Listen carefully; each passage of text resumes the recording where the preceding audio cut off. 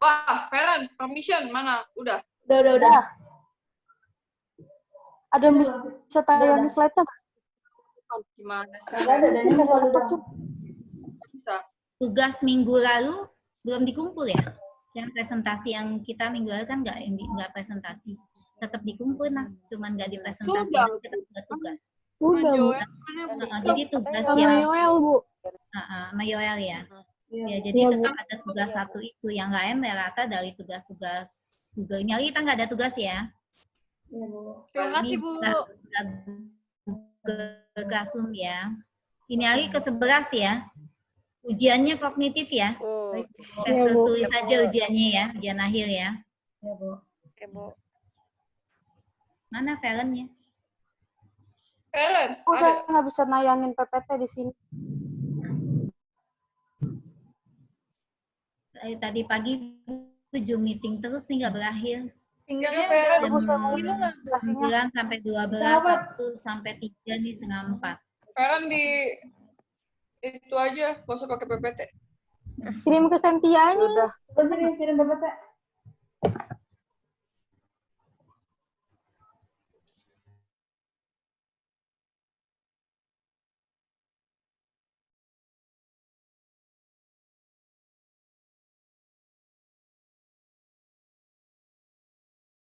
Halo.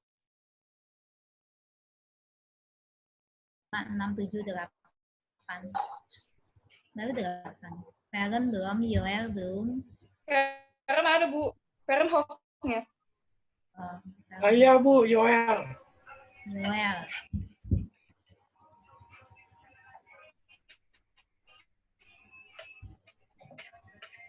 Di sini.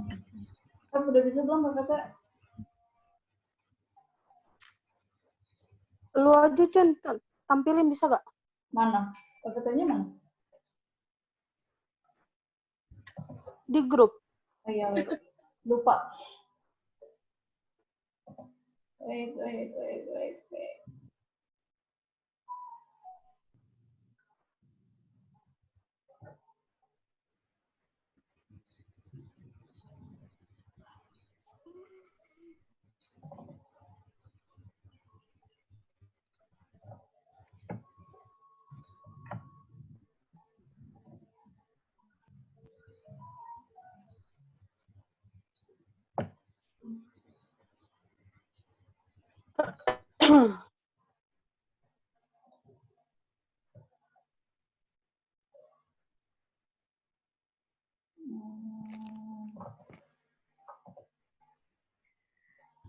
Bisa nggak, Cun? Wait, bisa nggak?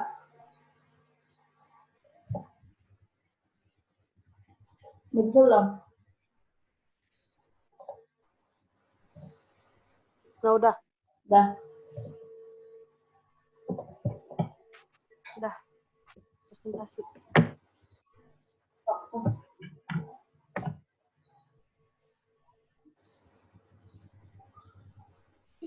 Selamat sore, Bu Ratna dan Ya, teman-teman. sore. Sore.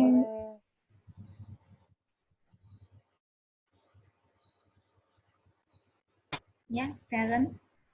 Hari ini saya akan membahas tentang pengukuran kinerja karyawan dengan balance scorecard. Next. Nah, pertama kita mesti ketahui dulu pengertian dari kinerja. Menurut Lutan, kinerja adalah kuantitas atau kualitas sesuatu yang dihasilkan atau jasa yang diberikan oleh seseorang yang melakukan pekerjaan.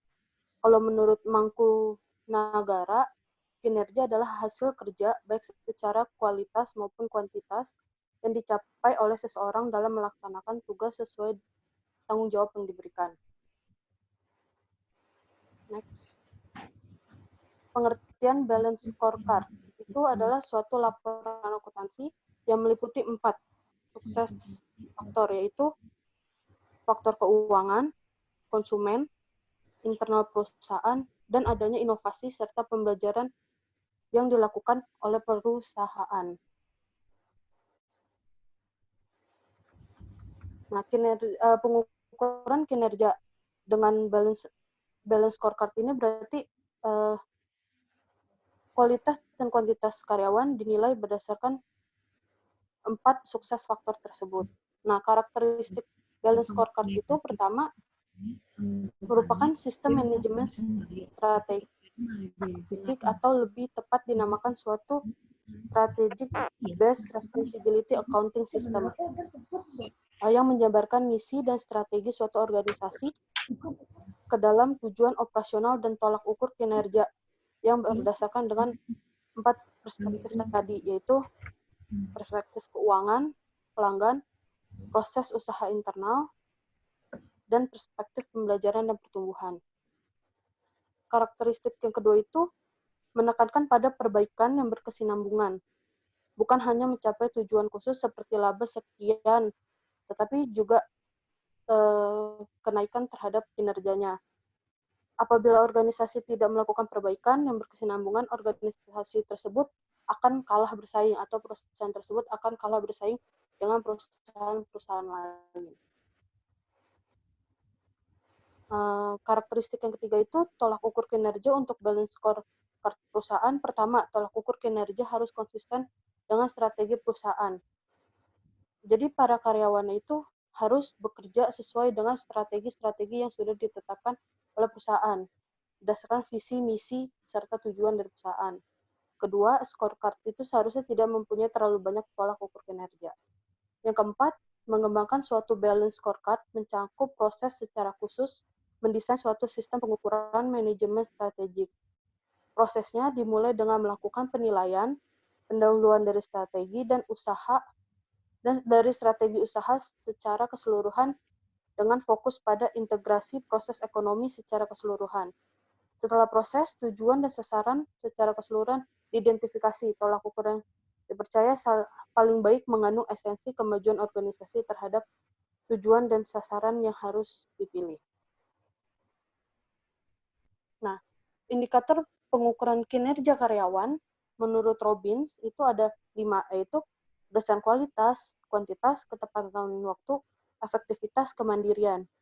Kualitas itu dinilai dari persepsi karyawan sendiri terhadap pekerjaan tersebut dan keterampilan karyawan serta kemampuannya. Kuantitas, jumlah yang dihasilkan. Misalnya, seberapa giat karyawan ini menjualkan produk yang dijual oleh perusahaan tersebut. Yang ketiga, ketepatan waktu. Tingkat aktivitas diselesaikannya suatu tugas dalam waktu tertentu. Lebih menekankan pada tanggung jawab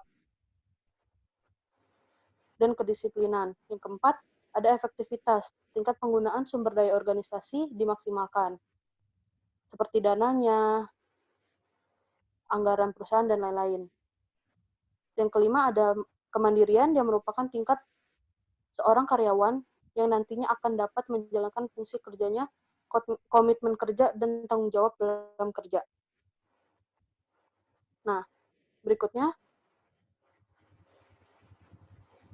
terdapat 4 perspektif balance scorecard. Yang pertama itu ada perspektif pelanggan. Yang tadi sudah disebutkan 4 perspektif yang menjadi kunci suksesnya, yaitu pelanggan. Pertama, perspektif pelanggan. Perspektif pelanggan itu difokuskan pada bagaimana organisasi memperhatikan pelanggan agar berhasil.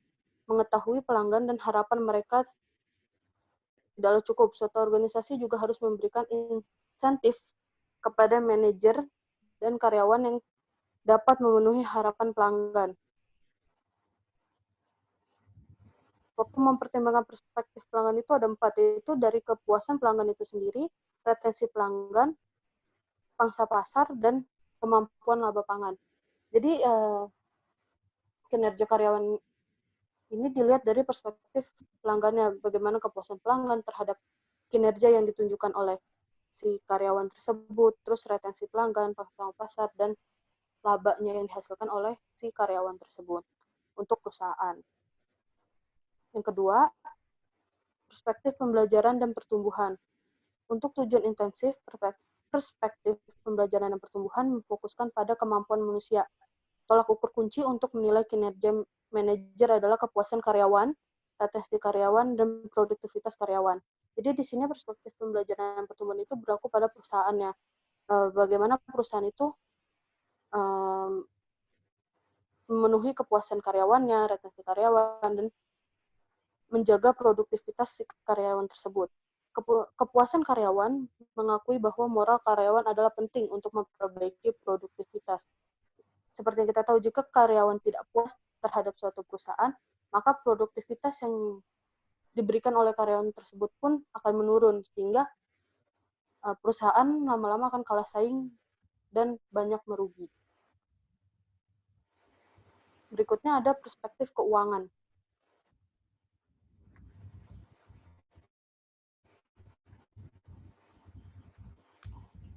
Balance scorecard menggunakan tolak ukur kinerja keuangan, seperti laba bersih dan ROI atau Return on Investment. Karena tolak ukur tersebut secara umum digunakan dalam organisasi yang mencari laba, tolak ukur keuangan memberikan bahasa umum untuk menganalisis dan membandingkan perusahaan. Tolak ukur keuangan adalah penting, akan tetapi tidak cukup mengarahkan kinerja dalam menciptakan nilai value. Tolak ukur non-keuangan juga tidak memadai untuk menyatakan angka paling bawah. Balance scorecard ini mencari suatu keseimbangan. Jadi tidak ada sesuatu yang lebih atau sesuatu yang kurang. Dia seimbang, baik dari keuangan maupun non-keuangan, yang untuk mengarahkan kinerja organisasi terhadap suatu keberhasilan. Yang terakhir ada perspektif usaha internal dan proses produksi. Karyawan yang melakukan pekerjaan merupakan sumber ide baru yang terbaik untuk proses perusahaan yang lebih baik. Hubungan pemasok adalah kritikal dan untuk keberhasilan, khususnya dalam usaha eceran dan praktikan manufacturing. Perusahaan dapat berhenti berproduksi apabila terjadi masalah dalam pemasok. Pelanggan menilai barang dan jasa yang diterima dapat diandalkan dan tepat waktunya. Untuk menghindari persediaan dan berlebihan, alternatif yang mungkin adalah membuat pemasok mengurangi throughput time. Throughput time adalah total waktu dari waktu pesanan yang diterima oleh perusahaan sampai dengan pelanggan menerima produk tersebut. Memperpendek itu berguna apabila pelanggan menginginkan barang dan jasa sesegera mungkin. Sekian presentasi dari saya. Iya, mungkin dari teman-teman yang lain mungkin ada yang mau ditanyakan dulu ke Valen atau hal lainnya. Silakan coba sebelum Ibu merangkum nanti. Sekarang aku mau nanya, boleh? Boleh. Ke slide yang indikator deh. Indikator, Cun.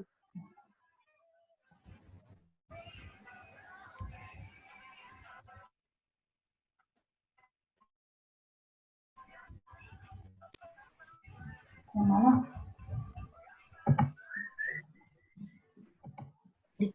Oke. Nah, di sini ya tadi ya.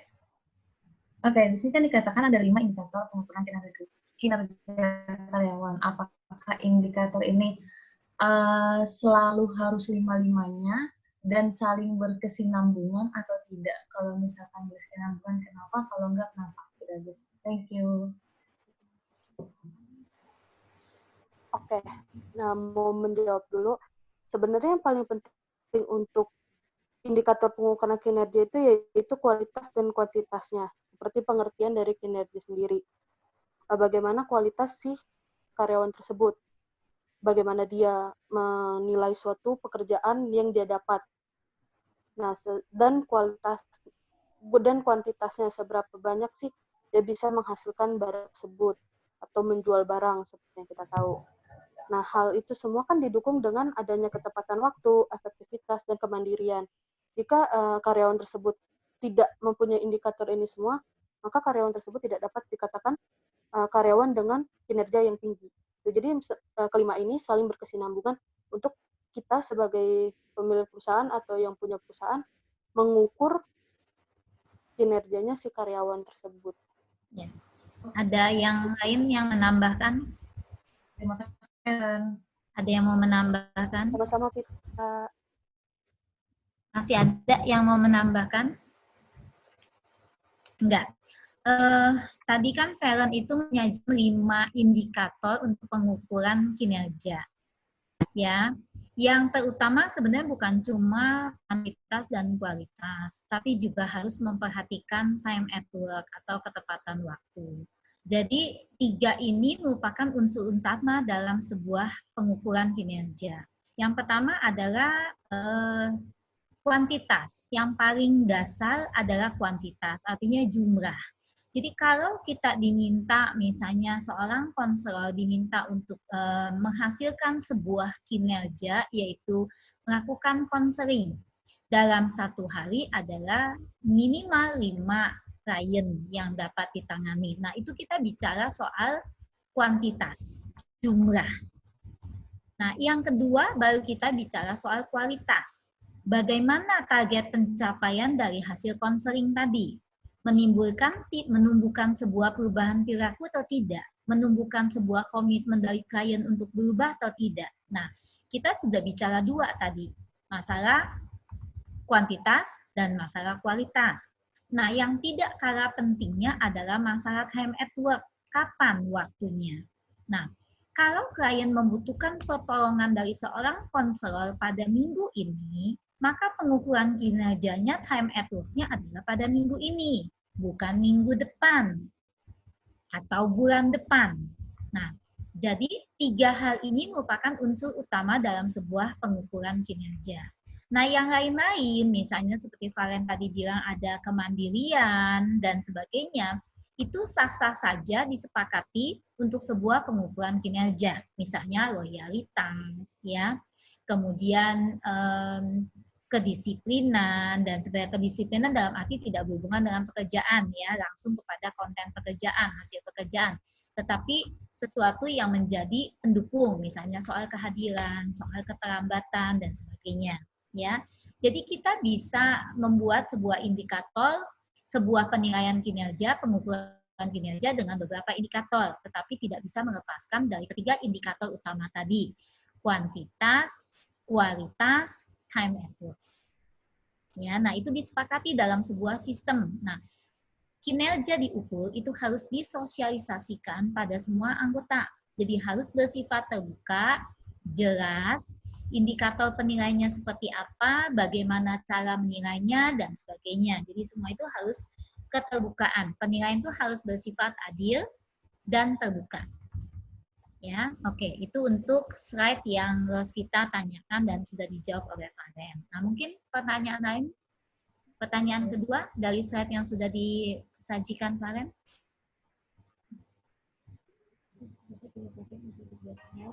Ada lagi? Ada? Saya Bu, Ya, Yoya. Boleh ke slide pengertian coba ke atas lagi deh. Balance score card. Balance gitu. scorecard pakai D ya belakangnya ya. Score itu angka, card itu kartu. Jadi sebenarnya balance scorecard adalah penggunaan kartu berimbang.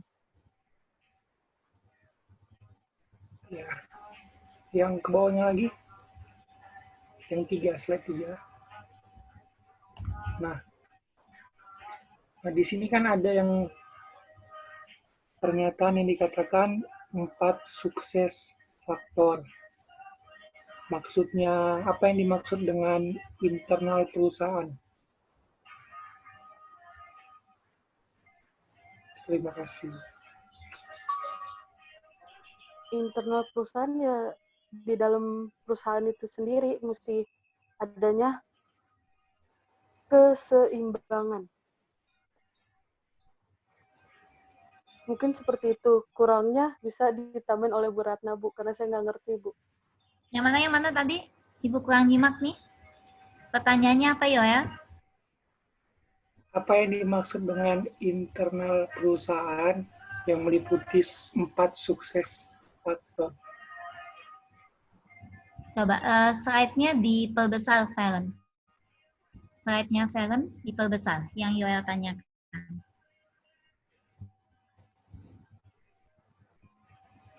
Sentia bisa diperbesar lagi nggak, Sen? Khusus slide yang Yoel tanyakan, coba tolong diperbesar.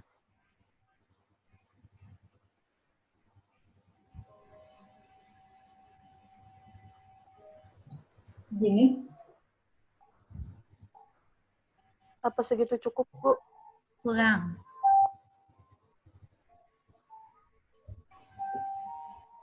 Oke, Udah gede kalau itu. gitu ini yang ditanyakan adalah 4 aspek dari balance scorecard. Ibu share Ibu ya, Ibu share PowerPoint Ibu. Yang Feren ditinggalkan dulu share slide-nya, Ibu gantian Ibu yang share.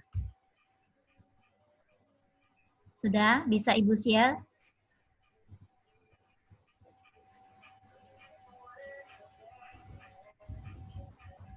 Yoel? Iya, Bu.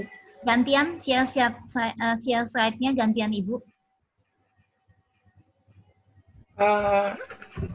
Cynthia tolong di close.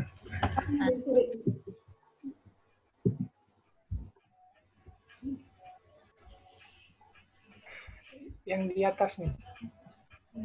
Ini. Yang mana? Gantian sama Bu Ratna maksudnya share screen. Oh, Ya. oke, sorry. Ya, screen-nya dimatiin. Nah, ya.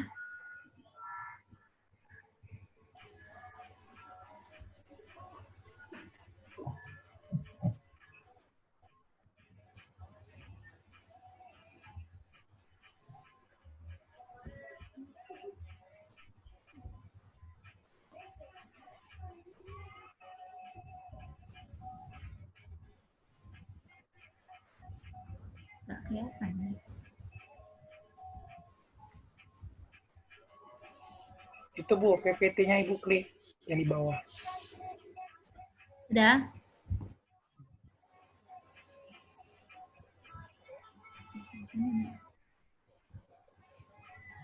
Nggak tahu, bantu nggak? Mami mau share PPT Ibu.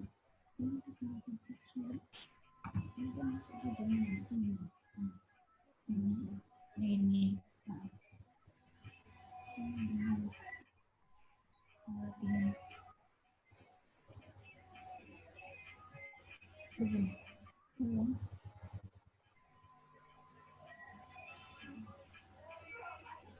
Gimana sih?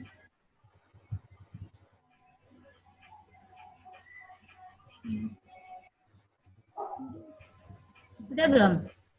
Udah, Bu. Cuma Udah masih kelihatan? kecil. Masih kecil, Bu. Diperbesar aja, Bu, itu, Bu. Diklik yang ya, di slideshow. Slide share-nya. Udah kelihatan? Kelihatan ya? Oke. Kelihatan ya? Nah, kalau kita bicara soal pengukuran kinerja dengan balance scorecard, pengertian balance scorecard itu adalah sebuah kartu berimbang. Jadi kalau boleh kita katakan, balance scorecard itu adalah sebuah sistem untuk kita mengukur kinerja. Tentu ada ukuran-ukurannya. Nah, sehingga kita akan coba melihat balance scorecard itu sebenarnya apa sih? Nah, tadi yang disebut sama Feren itu sebagai 4 suksesi. Sesungguhnya 4 komponen. Nah, ini komponennya. Yang pertama itu adalah pada perspektif pelanggan. Nah, yang dimaksud dengan perspektif pelanggan artinya kita berorientasi pada kepuasan pelanggan. Retensi pelanggan, bagaimana market share-nya, bagaimana kekuatan brand image di pihak customer. Nah, ini yang menjadi pusat perhatian kita dalam pengukuran sebuah kinerja.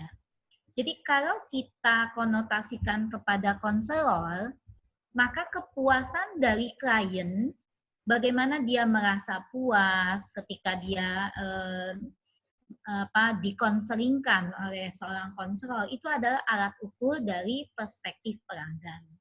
Terus bagaimana image konselor itu di mata klien, itu juga menjadi customer perspektifnya. Nah, kalau konselor itu berada dalam sebuah naungan lembaga, bagaimana brand image dari lembaga itu di mata customer. Kemudian customer retention-nya, bagaimana tingkat perputaran, keluar masuknya, apakah klien sesudah datang itu tumbuh kepercayaan kembali lagi dan sebagainya. Nah, itu adalah perspektif-perspektif yang kita mau ukur sebagai sebuah pengukuran kinerja. Dari mana? Dari lembaga konselor, bisa jadi pengukuran organisasi. Pengukuran individu konselornya juga menyangkut kinerja individu tersebut. Nah, ini ada di dalam perspektif pelanggan. Sampai situ kira-kira paham tidak? Halo? Paham tidak, Nak? Paham, Halo? Bu. Paham ya? Ya, Bu. Nah, bagaimana mengukur kepuasan pelanggan ini, kepuasan customer ini? Kita bisa melakukan sebuah pendekatan indikator, misalnya apakah kepuasannya tinggi, kepuasannya sedang, atau kepuasannya rendah. Kita bisa menggunakan pendekatan seperti itu, 3, 2, 1. Baik, cukup, kurang, atau tinggi, sedang, rendah. Nah, kita bisa menggunakan sebuah skala sikap, mau pakai semantik diferensial, mau pakai misalnya lembar observasi, mau pakai sebuah angket, boleh. Misalnya, apakah klien merasa diperhatikan? Apakah merasa didengarkan? Ya kan?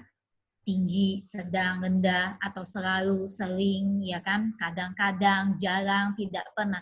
Silakan, itu adalah sebuah instrumen pengukuran. Nah, yang kedua adalah kita melihat dari tingkat, kalau kita boleh katakan, mau mulai dari learning atau growth perspektifnya juga bisa. Misalnya tingkat pertumbuhan atau pembelajaran atau pertumbuhan. Nah, siapapun yang ada di dalam sebuah organisasi harus mengikuti yang namanya sebuah pembelajaran. Jadi dengan pembelajaran itu setiap orang bertumbuh. Jadi pembelajaran dan pertumbuhan. Nah, apa yang menjadi hal-hal yang menjadi concern dari sebuah organisasi?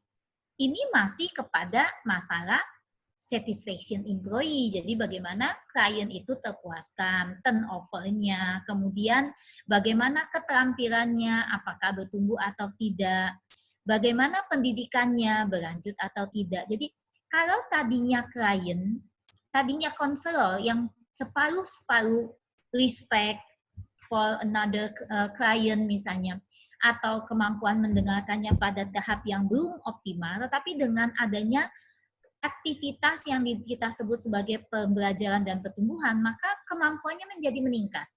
Pengetahuannya menjadi meningkat, keterampilannya menjadi meningkat, respect-nya menjadi meningkat, dan hal-hal seperti itu menumbuhkan kepuasan karyawan atau klien misalnya. Mengurangi tingkat turnover dari employer. Jadi alat ukur daripada learning atau growth perspektif ini adalah masih bisa masuk kepada kepuasan klien atau pelanggan atau customer. Mengurangi tingkat perputaran keluarnya klien, customer, meningkatnya keterampilan ataupun pengetahuan atau sikap, dan tentu salah satunya adalah meningkatnya pendidikan klien. Jadi ini adalah perspektif pengukuran yang kedua. Nah, yang ketiga, untuk menuju kepada kedua hal perspektif tadi, tentunya di dalam sebuah organisasi, di dalam sebuah komunitas, itu ada yang namanya perspektif fungsi internal atau proses internal, fungsi bisnis internal. Nah, apa yang dilakukan di sana? Fungsi bisnisnya apa? Kalau sebuah divisi marketing, ya kan fungsi bisnisnya adalah melakukan sebuah pemasaran, upaya memasarkan sebuah produk yang tadinya tidak dikenal menjadi dikenal.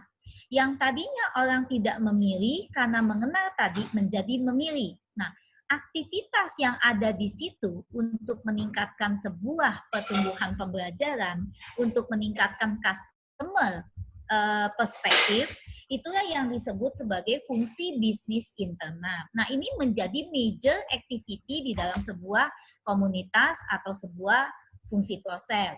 Misalnya di dalam sebuah komunitas konselor, fungsi bisnis yang paling utama itu apa? Kan counseling, guidance and counseling. Maka guidance dan counseling adalah sebuah internal proses perspektif. Ya, kita bisa bicara tentang kita bilang order dalam hal ini adalah kemampuan untuk memberikan pelayanan. Kita bisa mengatakan di sini resources allocation, artinya bagaimana kita menempatkan sumber-sumber daya yang ada untuk bisa melakukan sebuah fungsi guidance dan counseling. Cycle time-nya seperti apa? Durasi waktu, pengurangan waktu yang diberikan, terus bagaimana quality control-nya. Jadi kualitas sebuah pengawasan itu juga menjadi bagian fungsi proses internal. Nah, ini adalah 3 perspektif atau yang disebut Valen tadi adalah 3 suksesi. Jadi kita sebutnya perspektif, 3 perspektif. Dan yang terakhir adalah financial perspektif. Jadi kita pahami bahwa sebuah fungsi proses itu diawali dengan sebuah kemampuan keuangan. Tetapi terakhirnya adalah kembali kepada sebuah kemampuan keuangan. Nah, sebuah kegiatan, activity, ataupun fungsi proses bisnis tidak akan bisa berjalan tanpa disupport oleh finansial. Sama seperti misalnya kita masuk kepada sebuah organisasi pendidikan. Itu harus didukung dengan sebuah perspektif keuangan. Nah, semua aktivitas terakhirnya adalah kembali menghasilkan keuangan. Nah, kita suka mengatakan bahwa apapun Bu Ratna, aktivitas kita, ya, nggak kedengeran? Maaf Bu, 5 menit lagi ya Bu. Habis Zoom-nya ya? waktunya habis ya, mati. Oke, kita tutup. Jadi 4 perspektif ini akhirnya diawali dengan finansial dan diakhiri dengan finansial. Jadi perhatikan tadi, pertama customer perspektif itu menjadi fokus oriented kita. Yang kedua adalah semua aktivitas kita harus bisa menghasilkan sebuah pembelajaran dan pertumbuhan. Dengan memperhatikan fungsi bisnis atau internal proses sebagai perspektif kita, activities kita harus mendukung ke sana. Dan yang terakhir, supporting financial menjadi awal sebuah kegiatan dan akhir sebuah kegiatan. Nah, sampai di situ mahasiswa Ibu paham? Iya, Bu. Paham ya? Nah, pendekatan instrumennya bisa dilakukan dengan hal-hal yang sudah kalian pahami, yang sudah didapatkan di dalam evaluasi, sistem pengukuran, silakan.